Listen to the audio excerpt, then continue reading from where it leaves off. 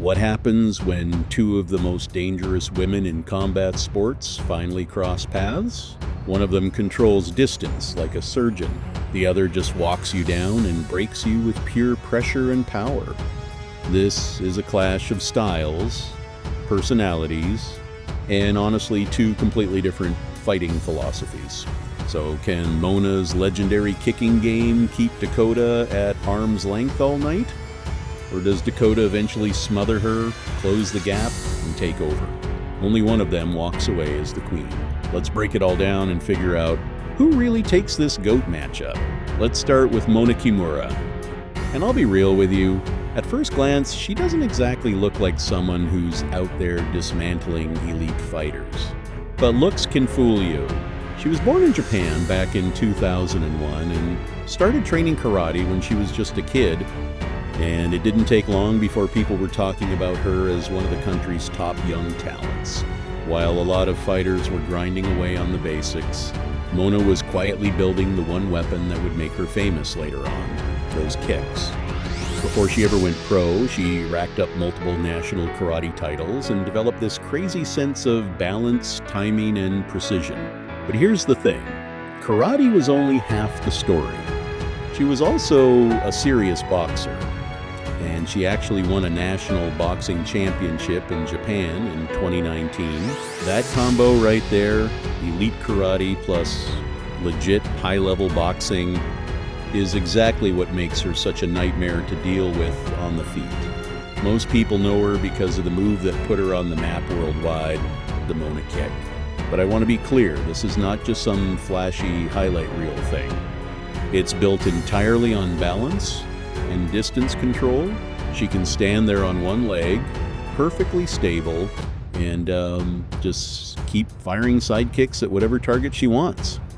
Body, ribs, head, doesn't matter, and she never loses her position doing it. And trust me, even among elite kickboxers, that kind of balance is rare. What actually makes the kick scary, though, is how smart she is with it. Most fighters use a jab to manage distance. Mona uses that side kick instead. So every single time an opponent tries to step in on her, boom, there's a fast kick messing up their timing, killing their momentum, and dragging them back to her range. But don't get it twisted, she's not a one-trick fighter. Her boxing matters just as much. She's got this sharp southpaw straight left that lands with real speed and accuracy, and the second an opponent starts obsessing over those kicks, she steps right in and cracks them clean down the middle. Throw in quick feet, smart feints, and nasty body shots, and you've got a style that's genuinely hard to read. 1 second, she's playing keep away with the side kick. The next, she's landing a straight left and gliding right back out of danger. That mix of world-class kicking, polished boxing, and timing you just can't predict is what makes Mona one of the most exciting young strikers in the game right now. But okay, what happens when you put Mona across from a totally different animal? Say hello to Dakota Ditcheva. If Mona is all precision and distance, Dakota is pressure, chaos, and forward march. This undefeated British star has turned into one of the most feared women in the sport. And not just because she wins, it's because she overwhelms people before they even get a chance to settle in. She was basically born into fighting, started Muay Thai at 4 years old. Her mom, Lisa Howarth, was a multiple-time world kickboxing champ, so Dakota grew up surrounded by elite martial arts. A lot of kids bounce around different sports before landing on one. For Dakota, fighting was just life from day one. And that foundation turned her into one of the most dominant strikers in women's MMA. The first thing that jumps out at me about her is how she brings pressure without ever looking sloppy. Plenty of aggressive fighters just charge in and leave holes everywhere. Dakota's the opposite. She walks you down patiently, reads your reactions, and slowly backs you into a corner before she lets those combinations rip. One of her deadliest tools is her kicking.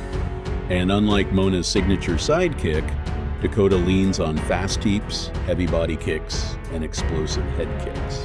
She's long, her timing is excellent, and she uses all of it to control range and keep you guessing. She'll touch your body with a teep, and off the exact same look, here comes a high kick aimed right at your skull.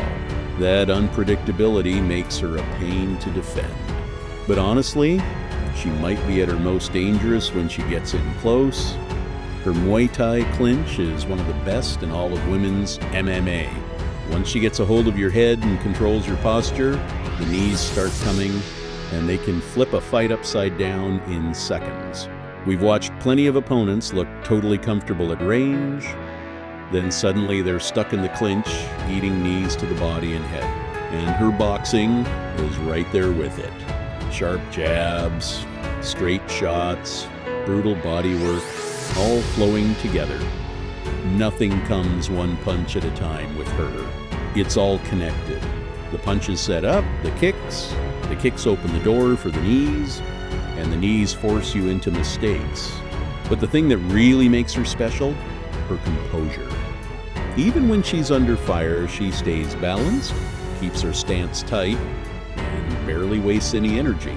She reads you, waits for the slip-up, and then explodes.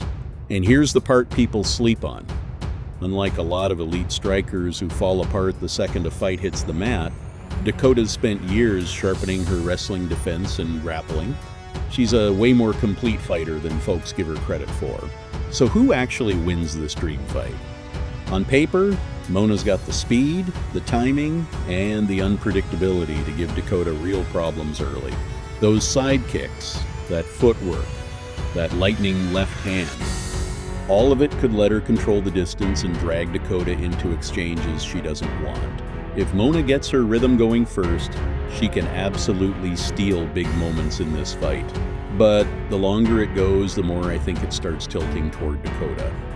The real problem for Mona is that erasing distance is literally Dakota's specialty. She's bigger, she's stronger, and she's built to come forward non-stop.